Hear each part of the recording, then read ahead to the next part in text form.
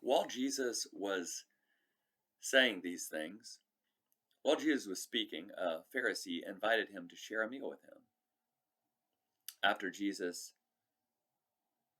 no, so Jesus went in and took his place at the table. When the Pharisee saw that Jesus didn't ritually purify his hands by washing them before the meal, he was astonished. The Lord said to him, "Now you Pharisees clean the outside of the cup and platter, but your insides are stuffed with greed and wickedness. Foolish people! Didn't the one who made the outside also make the inside? Therefore give to those in need from the core of who you are, and you will be clean all over. How terrible for you Pharisees! You give a tenth of your mint, rue, and garden herbs of all kinds while neglecting justice and love for God. These you ought to have done without neglecting the others. How terrible for you Pharisees! You love the most prominent seats in the synagogues and respectful greetings in the marketplaces. How terrible for you! You are like unmarked graves, and people walk on them without recognizing it.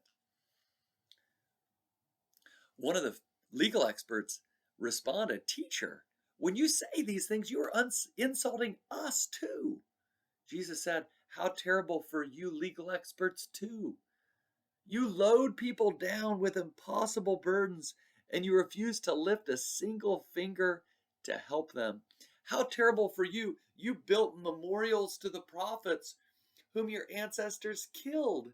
In this way, you testify that you approve of your ancestors' deeds. They killed the prophets, and you built memorials.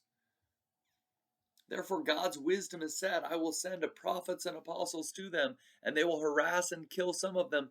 As a result, this generation will be charged with the murder of all the prophets since the beginning of time.